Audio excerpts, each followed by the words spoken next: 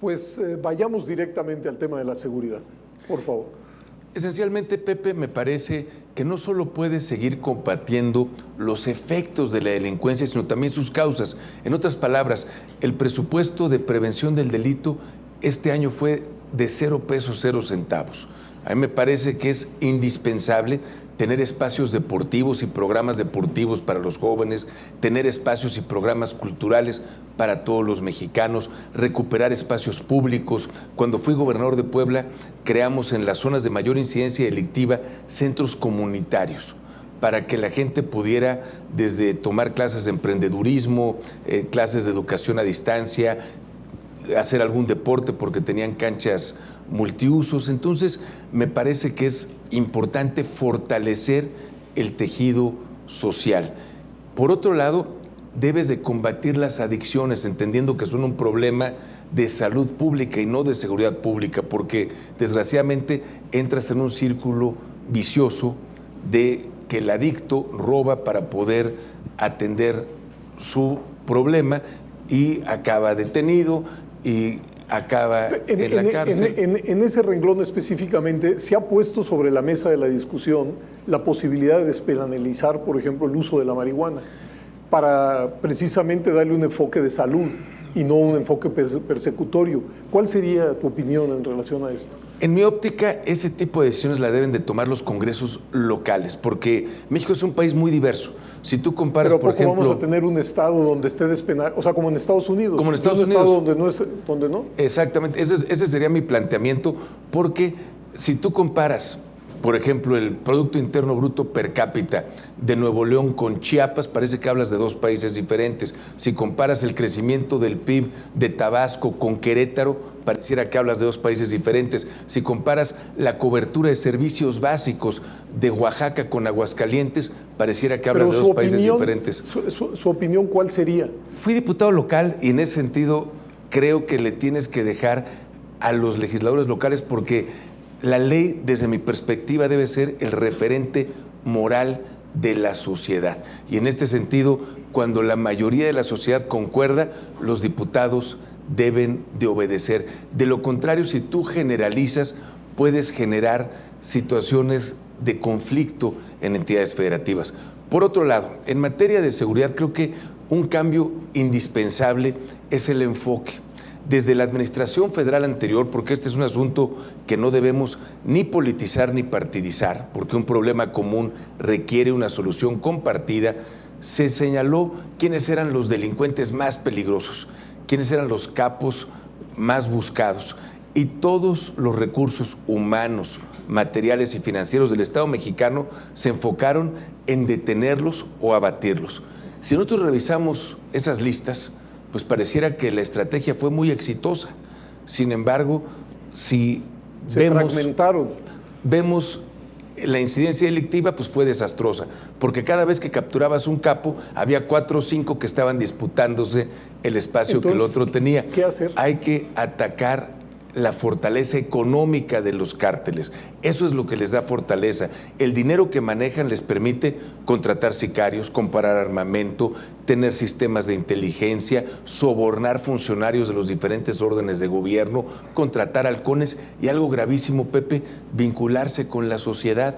En muchas comunidades los delincuentes son vistos como los benefactores, no como los malos, y por lo tanto es fundamental quitarles esa capacidad o fortaleza económica, y eso implica aplicar la ley de extinción de dominio, cerrar las empresas donde están lavando dinero, quitarles sus propiedades, sus vehículos.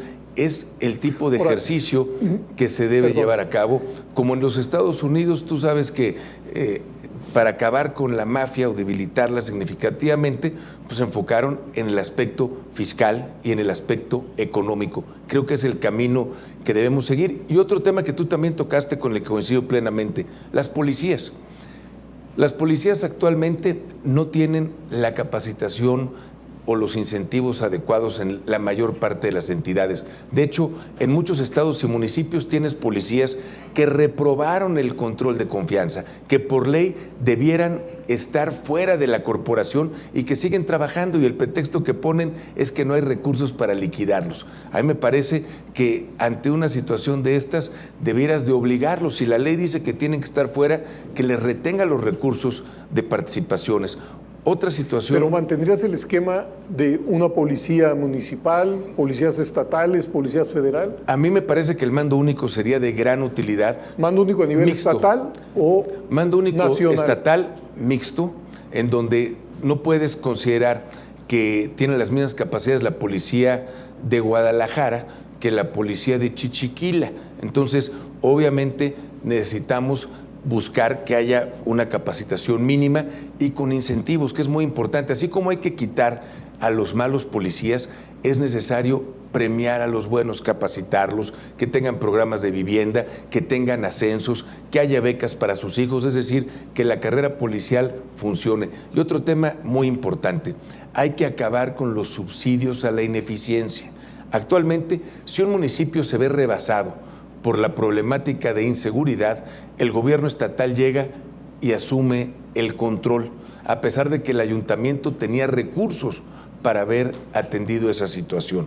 Si un estado se ve rebasado por la inseguridad, llega el gobierno federal y las Fuerzas Armadas y cumplen con la función que a la entidad federativa le correspondía. A mí me parece que eso es subsidiar la ineficiencia. Yo entiendo que no puedes dejar a la gente...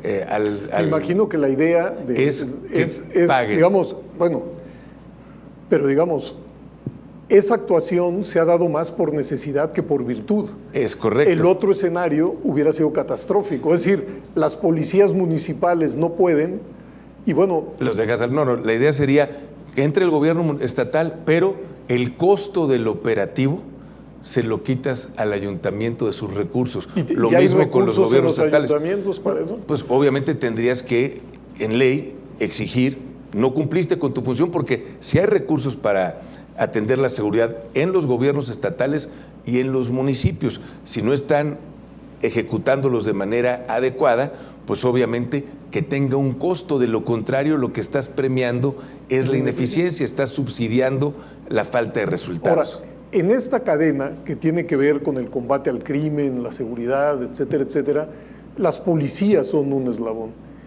Pero valdría la pena también hablar de los ministerios públicos y de los presidios.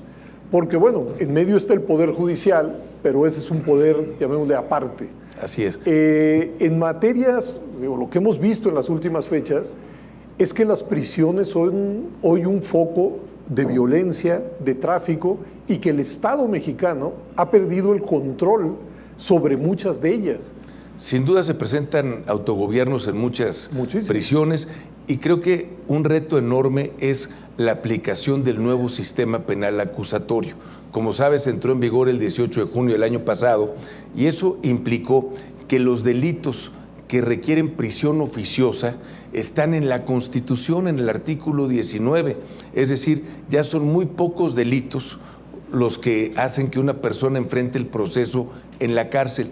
Por ejemplo, el tener un arma de uso exclusivo del ejército ya no implica que, aunque te detengan cometiendo un robo con un arma de uso exclusivo del ejército, enfrentes en prisión el proceso, lo puedes enfrentar en libertad, y eso me parece que debemos corregirlo. Fui de los promotores desde el Senado de la República del nuevo sistema penal acusatorio. Creo que el anterior tenía enormes vicios. Se requería un sistema que diera mayores garantías a los ciudadanos, en donde hubiera una verdadera presunción de inocencia, pero hoy reconozco que debemos corregir lo que se hizo. Dejamos demasiada discrecionalidad en los jueces y en los ministerios públicos, y desgraciadamente en este país pareciera que discrecionalidad es igual a corrupción.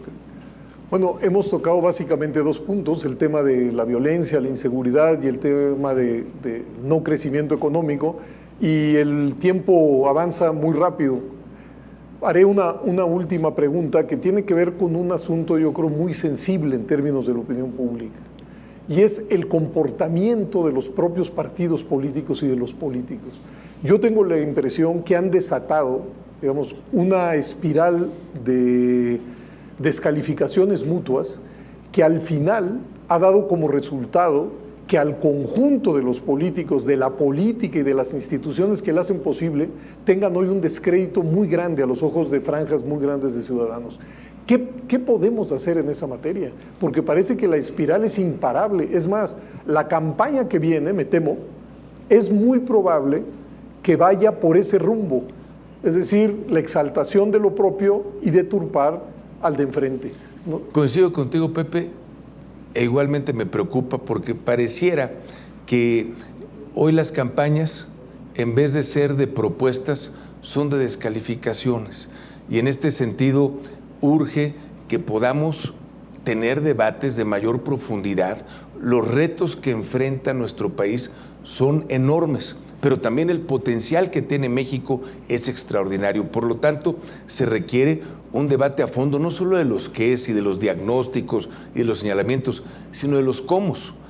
Y que puedan también revisar las políticas públicas propuestas por cada partido o candidato o candidata, ver si son viables, si son financieramente, si son técnicamente aterrizables, porque a veces pareciera que la política tiene dos vertientes, una, la de descalificaciones, y otra, la de las promesas. Pareciera que es ver quién ofrece más. Prometer no empobrece, cuando lo importante es ver quién puede cumplir lo que promete y cuál es el costo de no cumplir la palabra. A mí me parece que debiéramos buscar mecanismos en donde el incumplirle a los ciudadanos tenga un costo. Cuando fui candidato a gobernador de Puebla, suscribí compromisos ante la ciudadanía, ante un notario público, y quiero decirte que fijamos un plazo para el cumplimiento de estos compromisos que estaban vinculados a organismos públicos, a organismos autónomos, independientes,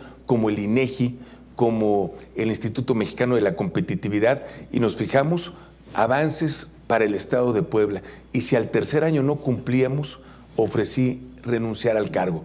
Afortunadamente pudimos cumplir, pudimos de cara a la sociedad dar cuenta de la transformación en mi Estado, y a mí me gustaría que hubiera algún tipo de criterio de esa naturaleza, de evaluación externa, porque si el propio gobierno es el que dice si cumplió o no sus compromisos, pues difícilmente vamos a llegar al fondo de lo que buscan los ciudadanos. Muchas gracias, Rafael. Perdón que incluso que interrumpa, me da pena, pero el tiempo es quien manda aquí. Hemos terminado. Muchísimas gracias. Los esperamos a todos ustedes para el próximo programa, no sin reiterar nuestro agradecimiento a Rafael Moreno Valle.